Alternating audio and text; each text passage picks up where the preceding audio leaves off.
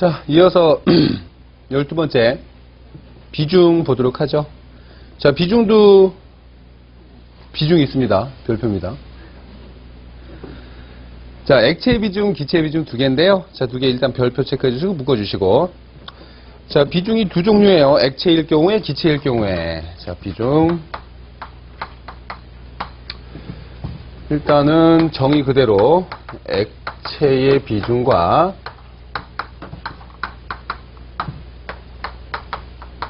기체의 비중 두 가지가 있는데, 자, 환경 과목이 크게 대기 수질로 나뉘듯이 여기서도 대기 수질이라고 보시면 돼요.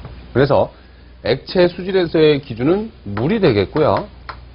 기체 대기에서의 기준은 공기가 돼요. 그래서 그 액체의 비중과 기체의 비중 그 정의 보시는 대로 이 액체 비중의 베이스엔 물이 깔립니다. 물의 밀도.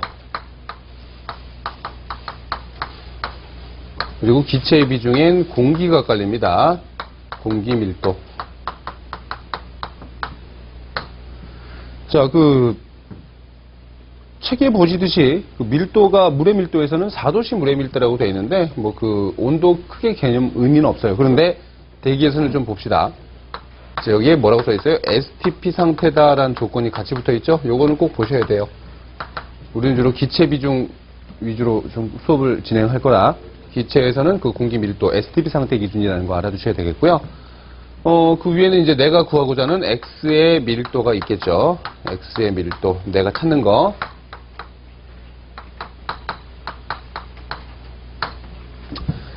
자, 그래서 그들의 정의를 살펴보시면, 자, 기체 기준 같은 경우에 분모에도 밀도가, 분자에도 밀도가 소거가 될 수 있죠. 삭제가 되면 그 단위는 단위가 없는 무차원의 상수라고 합니다.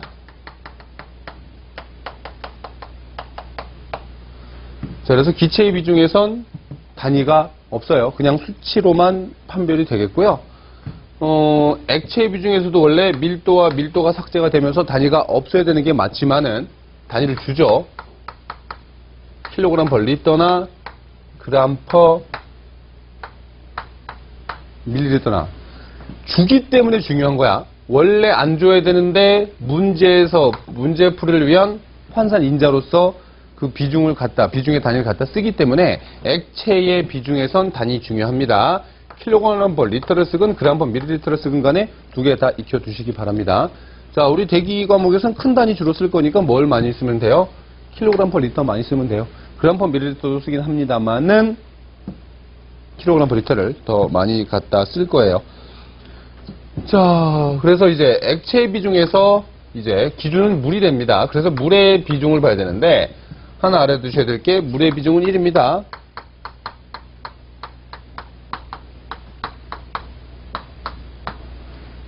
그리고 물이 액체이기 때문에 액체의 비중 단위였던 요 킬로그램 per 리터나 그램 per 밀리리터를 요 1에다가 부여하기도 해요. 자, 그램 per 밀리리터나 혹은 1 킬로그램 per 리터로도 갑니다. 자, 그램과 킬로그램이 무슨 관계가 있어요? 일단 작은 거, 큰 거 질량 기준했을 때 10의 3승만큼의 차이가 나죠. 그리고 요 밀리리터와 리터도 어때요?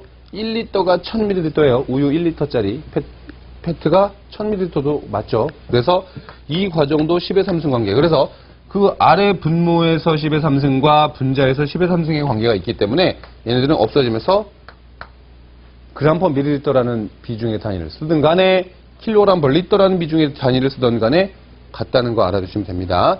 그래서 물의 비중을 왜 기억해야 됩니까? 1로요 라고 했을 때 이놈이 이제 기준이 돼요. 그래서 비중을 1로 기준했을 때 그 물의 비중보다 작은 애들은 물 위에 뜨겠죠. 그리고 비중이 물보다 큰 애들은 물에 가라앉는단 말이야. 그러면 1을 기준으로 큰 애는 무겁다. 1보다 작은 애들은 가볍다죠. 그래서 뭐 주로 유류,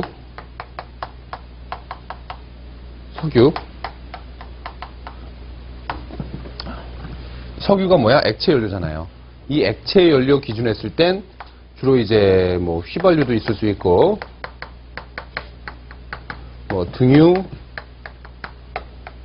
경유, 중유까지 주로 우리가 대기에서 다루게 될 액체 연료의 종류들인데 얘네들의 비중은 1을 넘지 않습니다. 기름이 물에 뜨죠? 그렇죠? 그래서 뭐 그 비중 순서기네요. 얘가 한 0, 적지 마세요. 이건 안 적어도 돼요. 나중에 보여드릴 거니까. 뭐 휘발유의 비중은 한 0.7 정도가 됩니다. 그다음 뭐 0.8, 0.85, 0.95 정도 돼요. 정확하지는 않고 이 정도의 수치를 갖고 있다. 그래서 어떤 액체 연료군 간에 1보단 작죠. 그래서 기름이 물에 뜨는 이유. 가볍다죠. 그래서 이제 여러분들이 개념 정리를 해 주실 때 일단 비중도 뭐야? 무겁다, 가볍다로 보시면 됩니다. 비중이 크면 무겁고요. 비중이 작으면 가벼워요. 그러면 전 시간에 배웠던 밀도도 마찬가지로 밀도도 어땠어요? 밀도도 크면 무거워요. 작으면 가벼워요. 여기에 이제 뭐 하나가 추가돼? 비중도 마찬가지예요. 자, 그래서 아까도 풀어봤지만 이런 문제도 같이 나옵니다. 다음 물질 중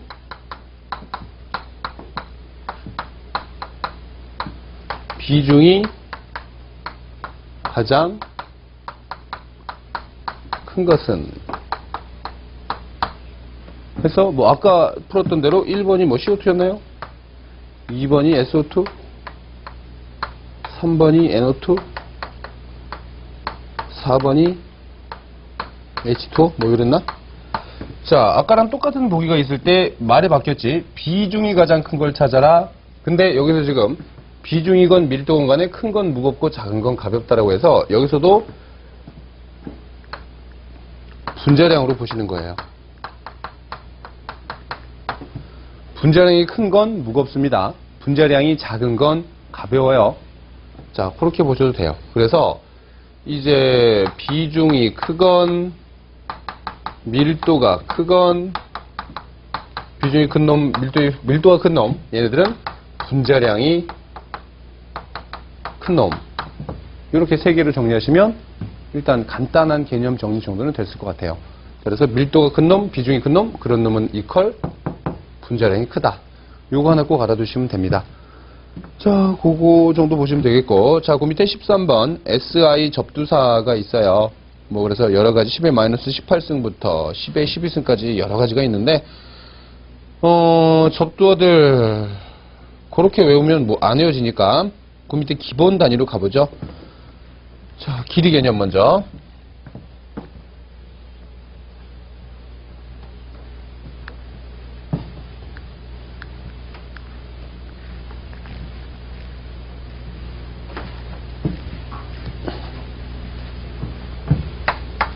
자, 길이를 랭스의 L로 주로 표시를 하면서 뭐 나노미터부터 시작해서 마이크로미터, 밀리미터, 미터, 킬로미터까지. 자, 일단 이렇게 써볼게요. 자, 나노미터, 마이크로미터, 밀리미터, 미터, 킬로미터까지. 자, 길이의 개념이 들어있기 때문에 다 미터가 들어있으면서 그 앞에 들어있는 게 문자 앞에 있기 때문에 접두어죠. 자, 그 접두어들이 킬로, 밀리, 마이크로, 나노의 관계가 일단 1km가 1010의 3승 미터인 거 아시죠? 또 1m가 10의 3승 밀리미터인 거 아시겠죠? 또 1mm가 10의 3승 마이크로미터, 1나노미터, 아니 1마이크로미터가 10의 3승 나노미터까지. 자, 킬로에서 미터로 10의 3승, 미터에서 밀리미터로 10의 3승, 또 밀리미터에서 마이크로미터로 10의 3승, 마이크로미터에서 나노미터로 10의 3승. 한 단계씩 가면서 10의 3승씩 증가를 하고 있죠. 그래서 뭐 두 번 가면 어떻게 되겠어요? 10의 3승에다가 곱하기 10의 3승까지 곱하면 10의 3승, 10의 3승 곱해주면 지수 법칙에 의해서 10의 6승이 되죠. 10의 6승이야. 그러면 3번 가면 어떻게 됐어? 10의 3승 더 곱하면 10의 9승, 10의 12승. 뭐가 돼요? 9구단 3단의 과정이 나오죠? 3, 6, 9, 12. 이 이상 더 자세한 거 많이 안 나올 거야. 이 정도까지만이라도 단위 개념, 길이 개념, 길이의 단위 개념, 접두의 개념 알아두자고요. 자, 그래서 나노, 마이크로, 밀리, 그리고 킬로까지의 그들의 관계가 10의 3승 관계로 증가, 감소를 하고 있는 거죠.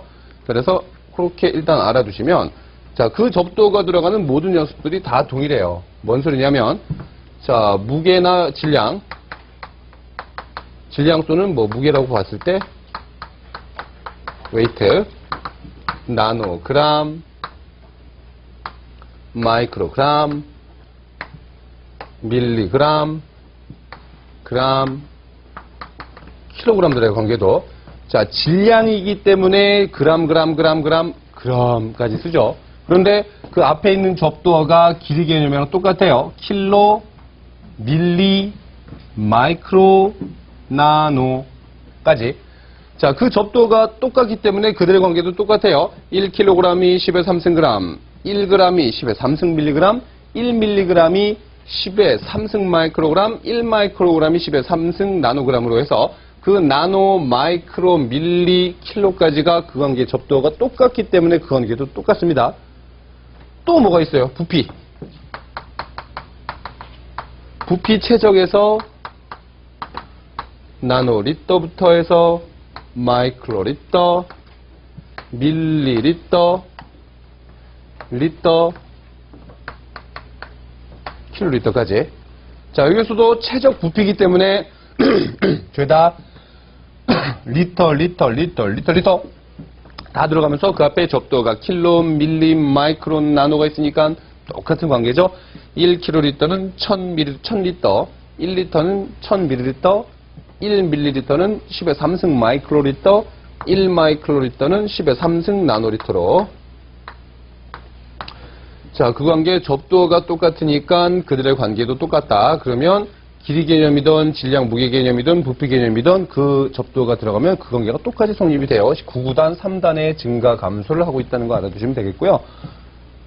그리고 길이 개념에서 좀 빼먹은 게 요 밀리미터와 미터 사이에 뭐가 들어있어요? 센티미터라는 애가 있긴 있어요. 그래서 1밀리미터를 기준으로, 1밀리미터, 1cm 기준으로는 10mm가, 또는 1m 기준으로는 100cm가, 이 관계 아시죠? 이 관계만 알아두시면 1m가 cm로, cm에서 밀리미터로 가면 공이 3개가 되죠. 그래서 1m가 1000mm가 되는 거죠. 자, 요거 관계만 그냥 따로 알아두시면 되겠고, 또 책 보시면 뭐가 또 있어요? 옹스트롱이라고 해서 이 앞에 A의 동글뱅이 하나 있는 옹스트롱이 있어요. 자, 이 옹스트롱도 근데 어떻게 알아두시면 되냐면 1나노미터는 10옹스트롱이죠. 여기서 지금 보셨듯이 센티미터에서도 1cm는 10ml죠. 그 관계가 똑같습니다. 그렇죠? 따로 알아두시면 돼요. 어떻게 시험에 뭐가 나왔냐면 1옹스트롱은 몇 센티미터냐? 이게 2004년에 시험에 나왔던 문제인데 그 이후로도 한 번인가가 더 나왔어요.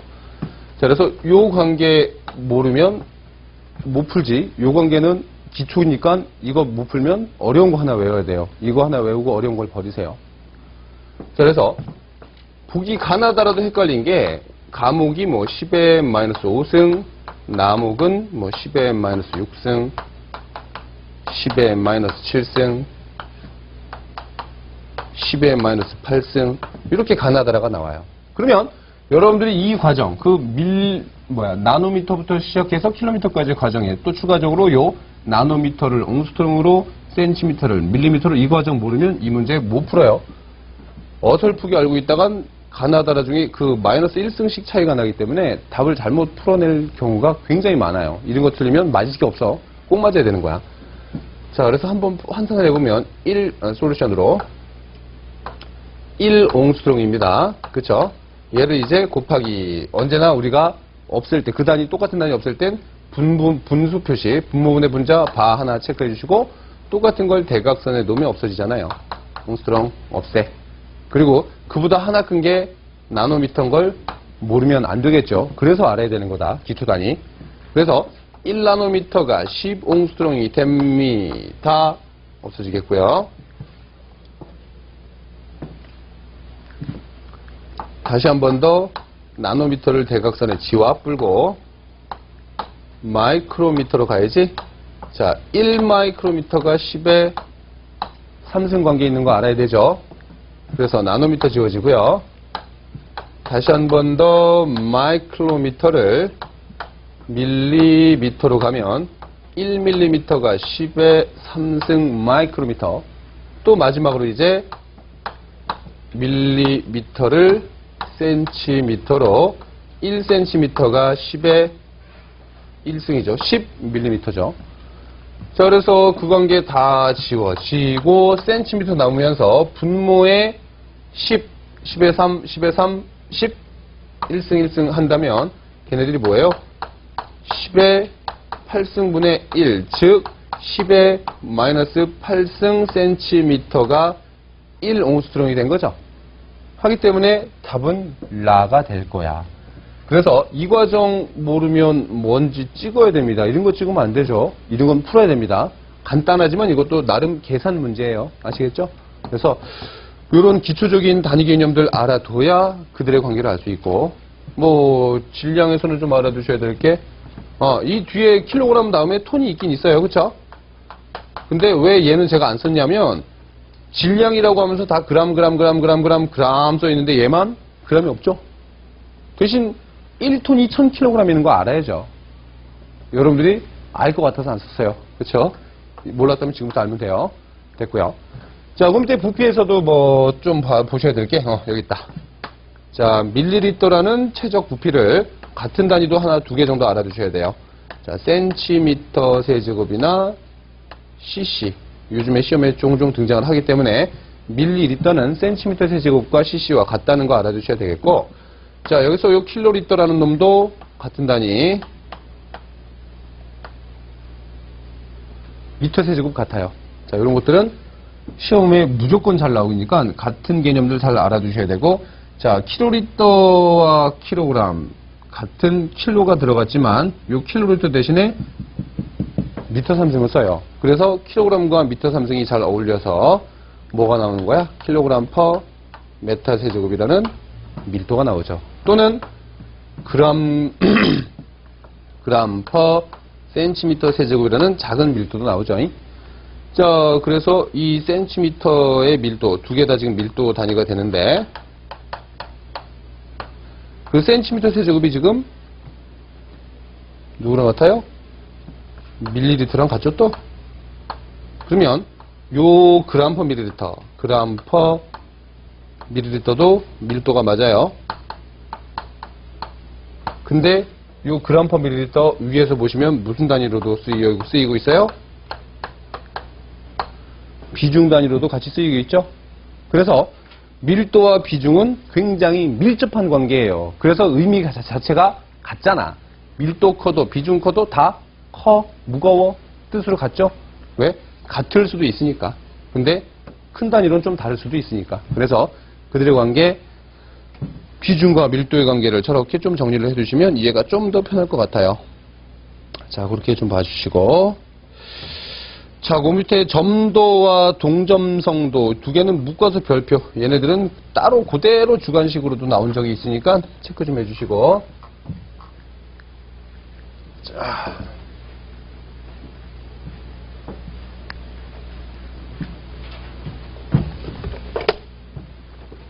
뭐 점도, 동점도를 점성계수라고도 하죠. 점도와 동점도 혹은 점성계수와 운동이 있는 운동 점성계수, 말 그대로 이 그냥 점성계수랑 운동 점성계수는 뭔 차이냐면 운동이 있는 상태면 얘고 정지해 있으면 얘다라고 보시면 돼요. 그런데 모든 물질은 흐르게 돼 있죠. 높은 데서 낮은 데로, 뭐 압력이 큰 데서 압력이 낮은 데로 모든 물질은 이동을 하는 셈이 되기 때문에 주로 책에선 점도 개념보다는 요 동점성계수 개념, 동점도 개념이 시험에 더 많이 나오고 책에서도 더 많이 나와요. 그런데 뭐 저희가 보는 대기에서는 두 개가 같이 나오니까 두 개 다 보셔야 됩니다. 자, 먼저 점성계수의 영어 이름도 좀 보자. 요즘에 영어로도 나옵니다. 비스코시티라고 하고요. 이 운동성이 있는 점성계수는 앞에 요게 하나 더 붙어요. 키네매틱.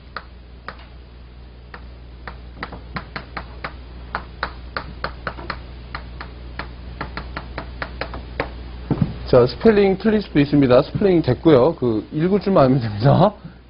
제가 토익 점수가 낮아서 그리고 자세히 스펠링까지 모를 수 있는데, 자, 비스코시티 그냥 하나 써 있으면 점성계수 점도고요. 앞에 K, 키네매틱이 들어 있으면 동점성계수예요. 요게 최근 기사시험 레이놀즈수 관련돼서 문제가 주관식으로도 나왔어요. 영어 이름으로 나왔다는 거 알아두셔야 되겠고요. 자, 일단 그들의 기호. 자, 점성계수는 뭐 이렇게 마이클로의 단위로 기호를 쓰면서 뮤라고 있죠.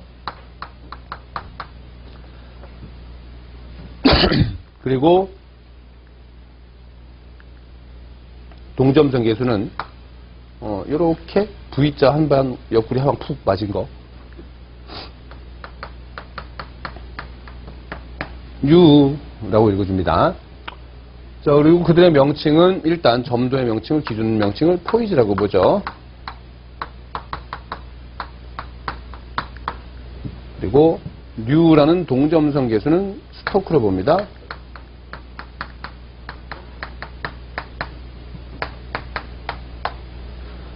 자, 그래서 그 개념들 다 같이 묶어주셔야 돼요. 시험에 다 나오니까 얘네들도 중요합니다. 주관식까지 갖고 갈 거니까. 자, 포이즈의 기준 단위도 좀 봐주세요. 그람, 퍼, 센티미터, 세크로. 스토크 뉴의 동점성계수의 기준 단위는 센티미터 제곱, 퍼, 세크.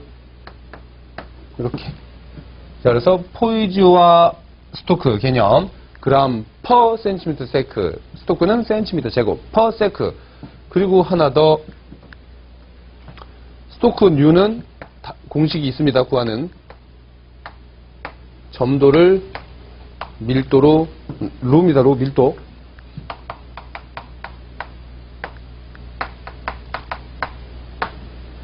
자, 점도 나누기 밀도가 뉴가 돼요.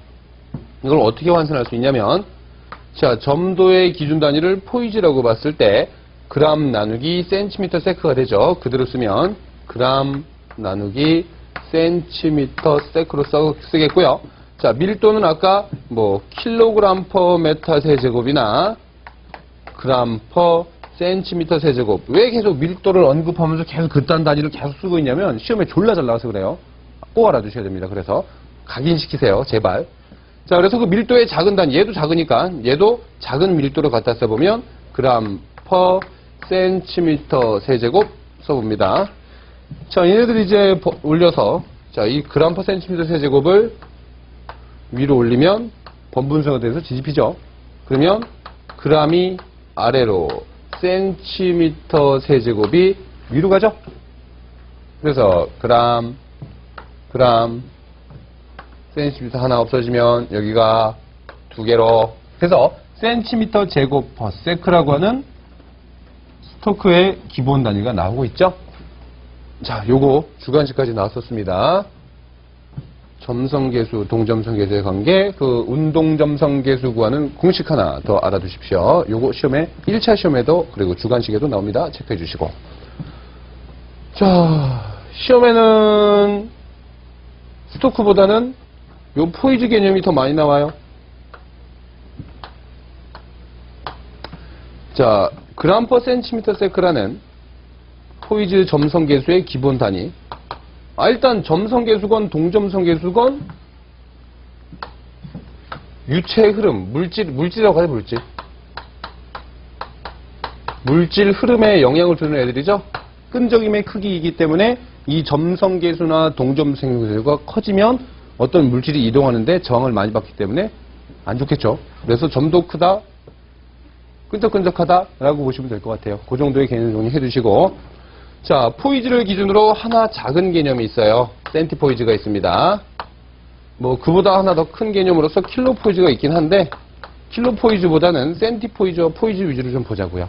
그러면 포이즈는 그램 퍼 센티미터 세크니까 센티포이즈는 하나씩 작게 쓰시면 돼요.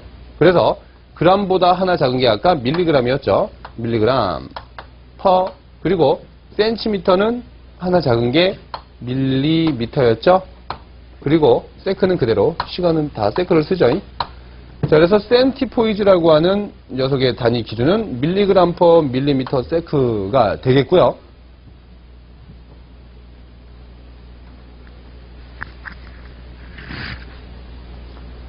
그리고 또 그 밀리그램 퍼 밀리미터 세크라는 센티포이즈, 그리고 그램 퍼 센티미터 세크라는 그냥 포이즈, 그리고 그보다 하나 큰 킬로그램 퍼 미터 세크라는 단위도 있어요. 근데 얘는 킬로포이즈가 아니에요. 자, 포이즈보다 하나 큰 포이즈라고 좀 봅시다. 아시겠죠? 킬로포이즈는 잘 쓰진 않아요. 단위가 워낙 커지니까. 점도가 너무 커지면 물질의 흐름이 정지하죠. 너무 끈적이면 멈춰버립니다. 그래서 자, 포이즈보다 하나 큰 포이즈, 그리고 하나 작은 포이즈, 이렇게 해서 센티포이즈부터 포이즈, 그리고 그보다 큰 단위씩 킬로그램 퍼 메타세크라는 단위까지, 이렇게 점도 단위들, 일단 기준 단위는 포이즈다, 그램 퍼 센티미터 세크다. 요거 꼭 알아두시면 될 것 같아요. 나중에 한 번 더 레이놀즈 수를 다룰 때 다시 보여드릴 거예요. 그때 다시 한 번 더 중요하게 등장을 하기 때문에 그 점도와 동점성계수 그렇게 좀 알아두시면 되겠고, 그 밑에 RPM 분당 회전수, 또 그냥 레볼루션 퍼 미니트라고 써 있는데요. 그냥 RPM이면 회전수죠. 뭐 자동차에도 써 있는 그 RPM, 똑같은 RPM이겠고, 그 오른쪽에 또 미국의 공학 단위계인 FPS 단위계들이 좀 있어요. 자, 그래서 뭐 1피트는 0.3048m 체크 좀 해주시고, 1파운드, LB가 파운드죠. 자, 1파운드는 0.3048m고요. 또 1인치는 0.0254m가 됩니다. 뭐 그런 것들 당연히 알아두셔야 돼요. 요즘에 시험에 슉슉 단위 환산 과정으로서 문제가 나오기 때문에 모르면 안 풀리니까 꼭 알아둬야 된다는 소리는 시험에 나온다는 소리입니다. 아시겠죠? 자, 그래서 그 시험에 나올 법한 것들 그렇게 좀 체크 좀 해주시고, 단위 개념들. 자, 14번째 기본 단위들, 아까 말씀드렸던 접두어 있었죠? 그거 중요해요. 나노, 마이크로, 밀리, 이런 개념들 꼭 체크해서 복습할 때 잘 알아두시기 바랍니다. 자, 다음 페이지 28페이지에서는요, 뭐, 상용대수와 자연대수 같은 것들 나왔는데, 뭐, 일반화학에서 배우긴 할 텐데 뭐, 로그가 상용대수, ln이 자연대수, 상용대수, 자연대수. 그들의 미수만 좀 알고 가자. 미수. 딴 거 다 됐어. 그 미수는 10이죠. 그 ln의 자연대수는 미수가 알파벳 2가 됩니다. 자, 이놈 특히 자연대수의 미수인 알파벳 2가 어디에 있냐면, 그 계산기, 이제 여러분들 공학용 계산기 있어요 지금, 그쵸? 그 공학용 계산기의 ln 버튼을 찾아보시면 그 ln 버튼 위에 2의 지수 또는 2의 x로 써 있어요. 그래서 그 자연대수의 미수 누르려면 요거를 누르기 전에 그 색깔이 노란색으로 아마 돼 있을 거야, 그쵸? 계산기마다. 그래서 그냥 누르면 안 되고 어떻게 하면 돼? Shift나 뭐 또는 ENDF라는 그 카시오 계산기나 샤프 계산기 좀 다르죠. 누르고 ln을 누르셔야 계산기에 뭐가 표기돼? 자연대수의 미수인 2가 표시가 됩니다. 그거 하나 그래도 계산기 사용법도 알아야 돼요. 그런 것들 미리미리 익혀주시고, 모르겠으면 닥치고 질문이다. 알겠죠? 그거 좀 알아두시면 되겠고, 그래서 그 미수를 사용하는 이유는 로그라는 상용대수나 ln이라는 자연대수를 없앨 때, 치환할 때 쓰이죠? 수식에서. 자, 그 과정은 나중에 이제 뭐 흡강항도법이나 여러 가지 그 공식을 이용한 문제가 나올 때 보여드릴게요. 여기에 써 있는 그 기본적인 개념들 다 저기 정석이나 이런 데 다 써 있는 건데 안 보셔도 돼요. 굳이 뭐 우리가 자연수 같은 거 왜 이 단계 시험에 나오겠어요? 안 나옵니다. 자, 이렇게 기초 개념이 끝이 나면서 대기오염 개론 시작이에요. 자, 뭐 1장부터 12장까지 나와 있고요. 뭐 본다고 합니까? 제가 수업해드려야 알죠. 자, 다음 페이지 보시면 출제 빈도표 나와 있어요. 1장부터 12장까지 출제 빈도수가 제일 높은 곳이 10장이네요. 예. 공사장에도 10장이 계급실 높아요. 네, 그래. 시험이 잘 나가요, 그래서. 졸지 말고. 그리고 3장도 좀 나오네? 예, 9장도 좀 나오고요. 예. 그래요. 자, 그렇다고 뭐, 딴 데 소리 볼 게 없겠죠? 예, 잘 나오는 건 유심히 보시면 되겠고, 적게 나오는 부분은 제가 체크해드리는 것만 보면 되겠고. 자, 1장 대기환경계, 대기의 이화학적 성질. 대기가 이렇게 생겼다. 시험에 나오는 부분 별로 없어요. 빨리 읽고 그냥 넘어갈게요, 여기는. 지구는 최초에 대기 없이 생겼으며, 그 후에 초기 혼합 기체인 CH4, 메탄이라고 읽죠. NH3, 암모니아라고 읽어줍니다. 자, 처음 보는 화학식들 그 밑에다 한글로라도 주석 좀 달아두세요. 계속 읽어야 여러분들이 익숙해집니다. 메탄은 메탄과 암모니아 등은 오랜 지질 시대를 거치는 동안 외기권으로 빠져나가고 고대 용암이 흘러나올 때 쌓였던 기체가 방출되어 점차 그 자리를 메꾸면서 차차 대기가 형성되었다고 한다. 특히 탄산가스와 수증기가 생기면서 탄산가스는 CO2죠. 수증기는 H2O라고 하는 화학식을 갖죠. 자, 그런 것들 알아두시면 되겠고, 생기면서 바다와 석회석이 형성되었고, 수증기는 햇빛에 의해 분해되면서 산소가 생기게 되고, 수소는 대기로 방출되었으며 얼마 되지 않는 식물에 의해서도 산소가 만들어졌다. 그 결과 고공에는 점차적으로 오존층의 형성이 시작될 만큼의 산소가 축적되기 시작하였으며, 이 오존층은 햇빛이 지표면에 도달하기 전에 햇빛으로부터 자외선의 대부분을 흡수하므로 생물의 성장에 중요한 역할을 하기에 이른다. 시험에 나오는 거 별로 없습니다. 자, 더 이어서 이와 같이 고공에 오존층이 형성될 수 있을 만큼의 대기 중에 산소 농도가 충분하게 되면서 지표와 바닷물에서는 생물이 급속도로 번식하게 되었으며, 그 결과 광합성에 의해 산소가 발생하게 되었다. 현재 광합성에서 생긴 산소의 0.01%만이 대기에 방출되어 인류에게 공급된다. 이처럼 대기는 인간과 동식물이 생존하는 데 필수적인 요소로서 지구상의 생물을 우주계로부터 보호하며 저 더운 적도지방에서 추운 극지방으로 열을 이동시키고 바다에서 육지로 수증기를 이동시킨다. 또한 사람과 동식물의 호흡에 산소를, 그리고 식물의 광합성에 작용에 필요한 탄산가스를 제공해준다. 시험에 나오는 게 별로 없네요. 빨리 넘어갑니다. 대기의 두께는 지표로부터 약 600에서 1000km에 이르는 것으로 추정하고 있으며, 대기가 차지하고 있는 이 공간을 대기권, 어트모스피어라고 하네요. 이라고 한다. 지구의 반지름은 약 6,400km이며 대기의 98% 이상이 지구 표면 64km 이내에 존재한다. 됐고요. 자, 지구 대기 전체의 질량은 5.29 곱하기 10의 21승그램, 약 5,300조 톤으로 지구의 총 질량의 약 10의 마이너스 6승관계가 있고, 이 부피는 압력과 온도에 따라 차이가 있지만 일반적으로 160억 km 세제곱으로 추산되고 있으며, 지구 대기 전체 질량의 95%는 지표에서의 높이 20km 이하에 있고, 자, 그 다음에 좀 진한 것이 볼드체가 좀 있어요. 자, 여긴 그래도, 요즘에 잘 안 나오는데, 그래도 진한 것이 한번 밑줄 체크 한번 해보죠. 대기 질량의 50%는 고도 5km 이하로 약 500mV 등압면에 존재한다. 요게 뭐 가나다라에 종종 나오는데, 500? 이렇게 써있죠. 555. 틀린 거 하나가 답이겠죠. 뭐 이렇게 그냥 찍는 문제인데요.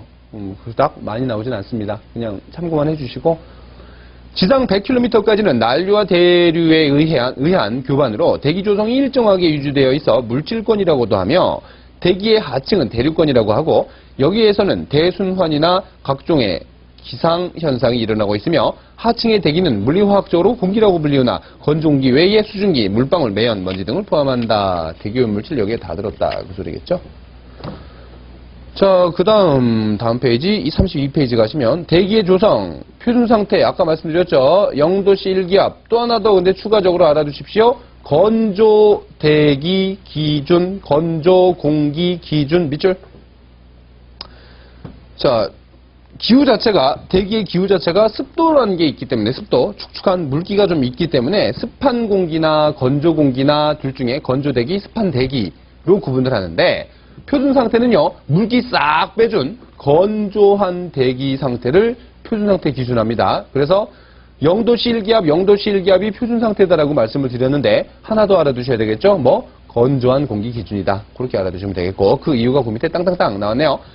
대기 중의 수분이 시간과 공간에 따라 0.004에서 4% 정도로 변하기 때문에 건조 공기를 기준으로 한다. 뭐 굳이 중요한 말 없고 닥치고 건조다. 아시겠죠? 습한 공기 아니고 건조 공기 기준. 자, 그 밑에 표 하나 나왔어요. 맨 왼쪽에 성분, 그 다음이 부피 농도, 그 다음이 체류 시간인데 체류 시간 쪽에는 좀 별표 체크를 해주세요. 주관식에 나온 적은 없고요. 1차 시험에서만 종종 나옵니다. 자, 그래서 뭐 N2, O2, 아르곤, CO2 등등 대기의 성분별 구성 퍼센트 부피 농도랑 그들의 수명이 났죠, 수명. 자, 체류 시간이 수명이에요. 잔류하는 시간. 제일 오래 사는 놈이 산소네. 6,000년 사네요.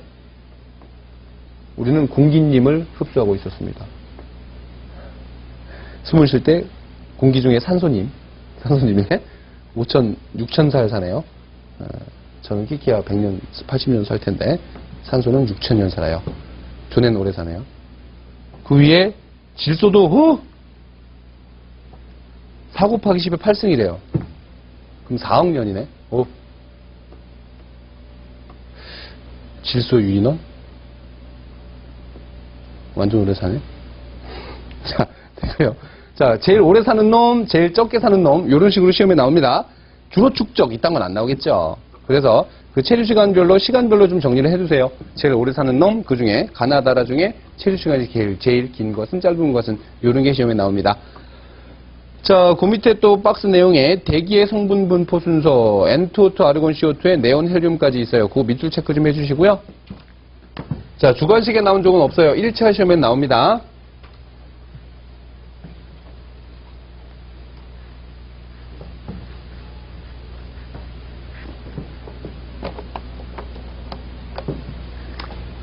자, 대기의 성분이 혹은 공기의 성분이라고 해도 다 틀린 말이 아니야. 같은 말이에요. 그리고 앞에 어떤 말이 좀 뭐 추가적으로 넣을 수 있냐면 오염되지 않은 대기입니다. 오염되지 않은.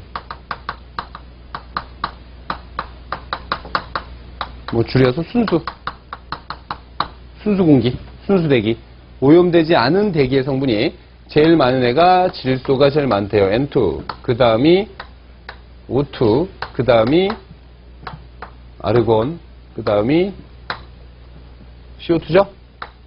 CO2. 그 다음이 네온과 헬륨입니다.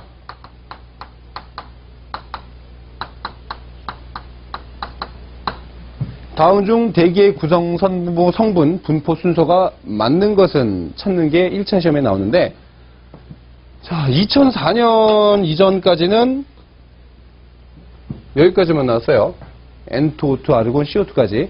근데 2004년 이후부터 지금, 뭐 2010년이 지난 지금 2012년, 2014년, 13년 계속 이제 네온, 헬륨까지도 같이 나옵니다. 같이 보셔야 되는데, N2O2가 원래 제일 많아. 그래서 여기가 이제 안 나와. 그래서 아르곤부터 이제 보기가 시작이 됩니다. 그래서 아르곤, CO2를 자리 바꾸면 틀렸죠. 아르곤이 먼저입니다. 그 다음이 CO2예요. 자, 그 다음이 네온, 헬륨이 그 다음 순서인데, 항상 가나다라 틀린 보기로 헬륨, 네온, 네온, 헬륨, 헬륨, 네온 이렇게 나온단 말이야. 그래서 어떻게 기억하시면 되냐면, 대기의 성분 분포 순서는요, N2O2, 아르곤, CO2죠? 그럼 여러분들이 네해라고 대답하면 네온, 헬륨이 돼요. 그래서 네해로 합니다. 그 해네 하시면 틀려요. 네해가 답이에요. 자, 그래서 가나다라 볼 때 네온, 헬륨으로 알아두십시오. 자, 그리고 하나 더 뭐 하나 봐두시면 되냐면, CO2 탄산가스가 그 위에 표를 봤을 때 그 부피 성분 퍼센트가 몇 퍼센트로 돼 있어요? 대략 0.32%로 돼 있죠? 요 수치 좀 잘 봐두세요. 나중에 한 번 더 자세하게 등장을 할 건데, 오염되지 않은 대기 내에서도 CO2는 요만큼은 들었대요. 0.032. 자, 수치 암기하십시오. 그래서 032, 032, 032, 032로 외워서 전 대통령 %로 외우시면 됩니다. 중요합니다, 나중에. 네, 그렇게 좀 익혀두시고. 자, 그 밑에 농도가 가장 안정된 성분. 뭐 안정되어 있기 때문에 그 위에 부피 농도까지도 조사가 됐겠죠. N2O2, 아르곤, CO2가 나와 있는 거고, 크게 여기 나와 있는 걸로 대체하면 되겠고요.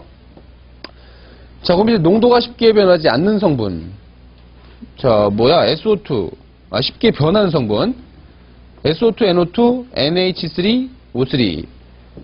자, 그건 좀 봐야 돼. 자, 농도가 쉽게 변한다.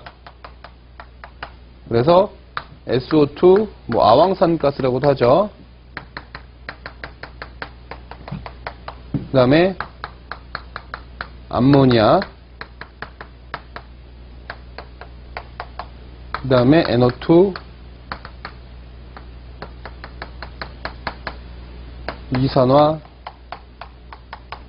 질소, O3가 오존. 이렇게 되겠는데, 자, 농도가 쉽게 변한다 라는 뜻은요, 화학적인 변화를 잘한다 라고 보시면 돼요. 어떻게 이해하시면 되냐면, 자, SO2나 NH3 암모니아 얘네 두 개는요, 물과 반응을 잘해요. 물과 친하다? 써볼게요. SO2라는 놈요, 물과 반응하면서 황산이 돼버립니다. H2SO4라고 하는 황산이 만들어질 수 있고요. 만들어지면 부식성이 커지겠죠. 자, 암모니아도 물과 친해요. 그래서 암모니아가 물과 반응하면서 암모늄 이온이 만들어지면서 그놈이 흡열 반응을 하면서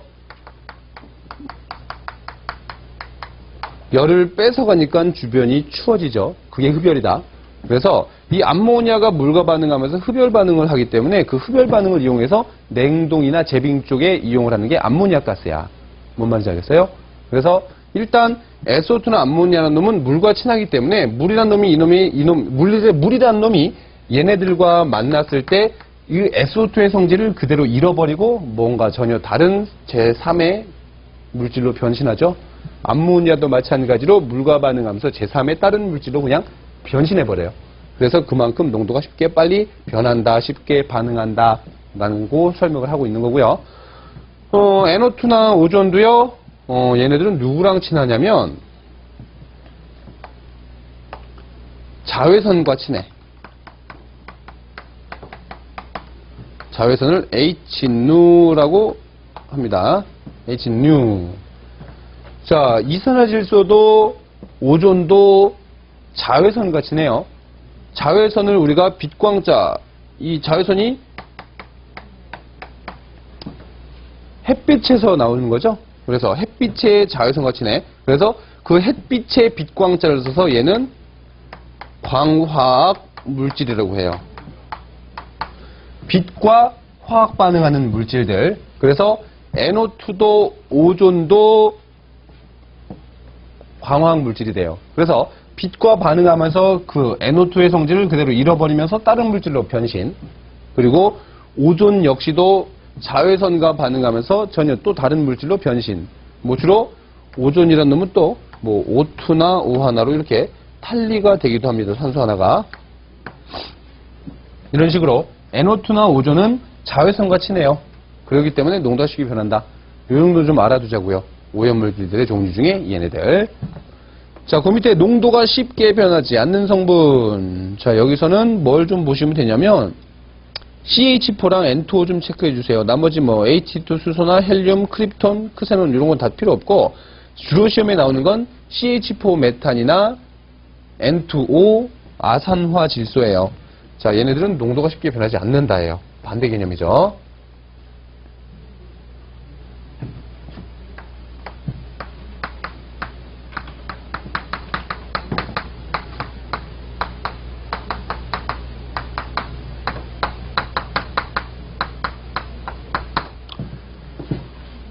그러면서 CH4. 자, 얘가 메탄이고요. N2는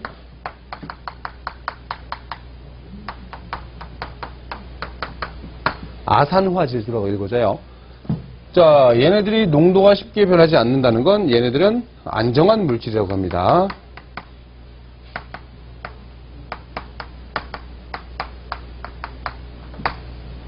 자, 안정한 물질이라 하면 또 어떻게 말을 할 수 있냐면 안정되어 있다? 왕따? 왕따야, 왕따. 뭔 소리냐면 얘네들은 친구가 없어. 지들끼리만 지내. 그래서 다른 물질과 화학 변화를 잘 안 해요. 그러다 보니까 지들끼리만 모여있지. 그래서 걔네들이 농도가 가장 안정되어 있다라고도 할 수 있어요. 그러면 걔네들은 다른 물질과 화학 반응을 잘 안 하니까 안정한 물질. 그 안정한 물질은 그래서 활동성이 굉장히 적은 편이야. 그래서 걔를 우리는 불활성 물질이라고 해요. 다른 물질과 화학 반응을 잘 안 하기 때문에 불활성 물질. 그래서 굉장히 안정되어 있어서 왕따야. 그래서 그 불활성 물질은 굉장히 안정되어 있어서 다른 물질과 활발하게 접속을 안 하기 때문에 되게 오래 살아. 그래서 얘네들은 체류 시간이 존엔 길어. N2 같은 경우는 100년 이상 살아요. 부럽습니다. 저도 N2 같이 살고 싶은데. 대신 친구가 없어. 안 해. 예. 자, 메탄과 N2O의 특징은 일단 체류 시간이 길면서 그 N2O층이나 메탄층이 위로 상승 기류를 타고 올라갔을 때 보이지 않는 층을 만들면서 그대로 남아있게 돼요. 오래 사니까. 그러면서 걔네들이 뭔 역할을 해? 온실가스 역할을 해요. 그래서 메탄이나 아산질소가 다 온실가스야. 체류 시간이 길어서 얘네들 다 오래 살아. 그리고 또 온실가스의 특징은 또 적외선과 친해. 요거 좀 정리 좀 해주세요. 자, 온실가스는 체류 시간이 주로 깁니다. 그 체류 시간이 긴 놈들은 활동성이 별로 없어. 다른 애들이랑 화학 반응을 안 하니까 지들끼리 오래 남는 거다. 그리고 걔네들은 되게 또 적외선과 친해요. 자, 우리가 빛의 마이크로파부터 적외선, 자외선, 가시선 여러 개가 있겠지만 여러분들이 시험에서 주로 중요하게 개론에서 다루는 건 적외선과 자외선이야. 그랬을 때 이 적외선과 친한 애들은 대개가 다 온실가스로 오염물질로 유명하고요. 이 자외선과 친한 애들은 아까 뭐라고 써드렸어요? 광화학 물질이라고 써드렸죠? 광화학 스모그 물질이에요. 자외선과 친하면 광화학 스모그, 적외선과 친하면 온실가스. 다 그런 건 아니지만 거의 그렇다. 아시겠죠? 그래서 그들의 종류를 얘 자외선과 친하면 얘 광화학 스모그겠는데? 적외선과 친하면 얘 온실가스겠는데? 치부에도 틀린 말은 아니에요. 거의 그렇게 틀이 맞춰져서 시험에 출제가 되고 있어요. 자, 그래서 그 적외선과 친한 얘네들 오래 살고 불활성이고 왕따가 좀 물러야 된다. 그런 거 시험에 안 나온다. 자, 그래서 그들의 종류 그 정도 좀 알아두시면 되겠고요. 자, 그 밑에 생태계와 밀접한 관계가 있는 물질, H2O, 강수량, CO2와 H2O, 지구의 온도 균형, 오존, 자외선의 강도 조절, 여러 개 써있는데, 그닥 중요한 건 없겠는데, 굳이 알려드리자면, 물 없으면 못 살아요. 그쵸? 공기 없어도 못 살지만, 물 없어도 못 살아요. 그러니까 생태계와 밀접하죠. 그리고 식물이 성장하는데 물이 꼭 필요할 거야. 그쵸? 인체도 사람의 몸 안에도 거의 70% 이상이 수분으로 이루어져 있죠. 그러니까 물이 중요한 거 맞다. 그리고 CO2랑 H2O가 같이 같이 엮여 있는 건 식물의 작용? 초등학교 때 뭘 들었으려면 탄소 동화 작용이라는 걸 들었을 거예요. 적지 마요. 시험에 잘 안 나와. 이 탄소 동화 작용이 뭐냐면, 탄소가 동화책 읽어서 됐고요.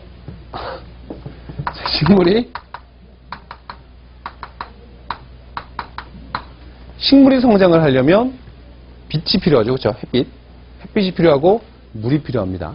그 외로도 뭐가 필요하냐면 CO2랑 H2O가 물 마르네. CO2랑 H2O가 이 식물 성장에 필요하단 말이야.